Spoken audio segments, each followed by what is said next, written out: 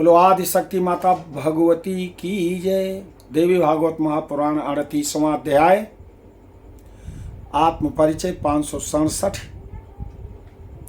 भाग लेकर आपके सम्मुख उपस्थित हुआ हूं। इसमें 38वें अध्याय में भगवान श्री राम की ऐश्वर्य लीलाएं हैं। विश्वामित्र के यज्ञ की रक्षा, जनकपुरी जाकर शिव धनुष को तोड़ना तथा विवाह, श्री राम का वनवास, भरत द्वारा नंदीग्राम में मुनिवृत्ति से निवास करना, लक्ष्मण का सुपर्णखा के नाक कान काटना, रावण द्वारा सीता का हरण। सर्वप्रथम माता भगवती को शंख ध्वनि द्वारा प्रणाम करते हैं।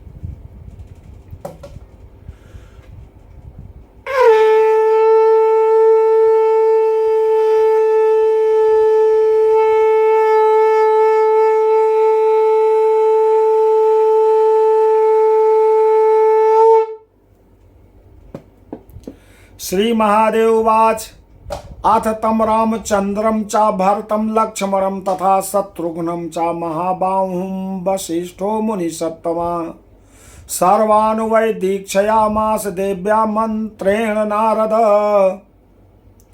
बभूवस्ते अपि चत्वारा सर्वशास्त्रार्थ पारगाः।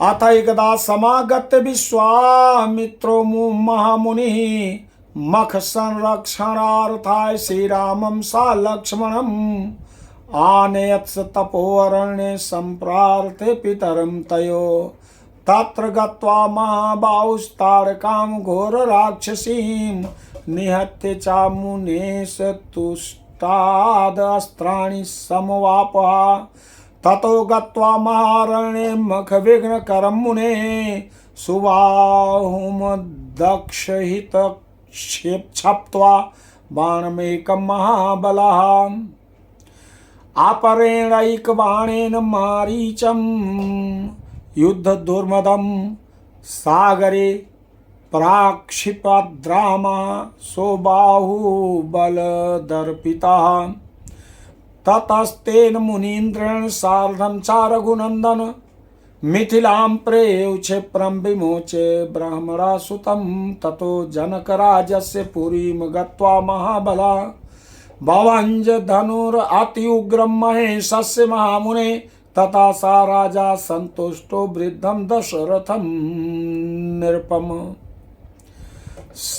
सपुत्रं पुरम् आनीय महोत्सव पुरासरं तत्सुतेभ्यश्चतुरभ्यश्च चतस्रः कन्यका ददौ रामाय प्रददौ सीतां लक्ष्मणयोर्मिलां ददौ भरताय सुतां प्रदान माण्डवे मुनिपुङ्गौ शत्रुघ्नाय ददौ कन्यां श्रुतकीर्तिं शुभाननां तासां सीता तु सम्प्राप्ता यज्ञे भूमि विशोधने उर्मिलौरसम्भूता द्वैपरे भ्रातृकन्यके। महादेव जी कहते हैं इसके पहले अध्याय में समस्त देवताओं ने कहा, हे प्रभु नारायण, आप मनुष्य रूप में पृथ्वी पर अवतरित हुए। हम लोग कुछ तो देवगण पहले से ही वहां पर उपस्थित हो गए हैं, जैसे धर्मराज विभीषण के रूप में। ब्रह्मदेव ने कहा ऋक्षराज के रूप में मैं उपस्थित हो गया हूं, आप जाइए पृथ्वी के भार को हरण करने के लिए। भगवान का अवतरण होता राम लक्ष्मण भरत शत्रुघ्न के रूप में। बाल लीलाएं उन्होंने किया, उनका यज्ञोपवीत आदि संस्कार हुआ और मुनि श्रेष्ठ वशिष्ठ जी महाबाहु राम लक्ष्मण भरत तथा शत्रुघ्न को देवी के मंत्र की दीक्षा दी। वह चारों भाई भी सभी शास्त्रों में प्रवीण हो गए। एक बार महामुनि विश्वामित्र जी आए और अपने यज्ञ की रक्षा के लिए श्री राम और लक्ष्मण को उनके पिता से मांग कर तपोवन ले आए। वहां महाबाहु श्री राम ने भयंकर राक्षसी तारका का वध करके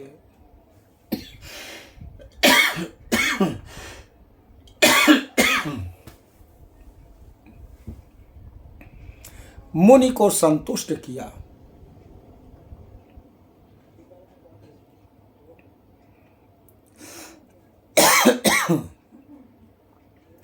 और उनसे दिव्य अस्त्र प्राप्त किए। मुनिवर फिर घने जंगल में जाकर यज्ञ में विघ्न करने वाले सुबाहु नामक राक्षस को उन महाबली ने एक बाण में भस्म कर दिया। एक दूसरे बाण से युद्ध के लिए उन्मत्त मारीच नामक राक्षस को अपने बाहुबल से उत्साहित भगवान राम ने समुद्र में फेंक दिया। तब मुनिवर विश्वामित्र के साथ रघुनंदन राम मिथिला नगरी को गए और मार्ग में ब्रह्मा की पुत्री अहिल्या का शीघ्र ही उद्धार किया। महामुने, तब जनकपुरी में जाकर महाबली श्री राम ने भगवान शिव का अत्यंत कठोर धनुष तोड़ा। राजा जनक संतुष्ट हुए और उन्होंने वयोवृद्ध राजा दशरथ को पुत्रों सहित अपने नगर में सम्मान पूर्वक बुलाया और महान उत्सव सहित उनके चारों पुत्रों को अपनी 4 बेटियां समर्पित कर दी। मुनिवर, उन्होंने श्री राम को सीता, लक्ष्मण को उर्मिला, भरत को मांडवी और शत्रुघ्न को श्रुति कीर्ति नाम की सुमुखी कन्याएं प्रदान की। उनमें सीता यज्ञ भूमि के शोधन से प्राप्त हुई थी। उर्मिला उनकी औरस पुत्री थी और अन्य 2 मांडवी तथा श्रुतिकीर्त उनके भाई की कन्याएं थी। बोलो आदि शक्ति माता भगवती की जय।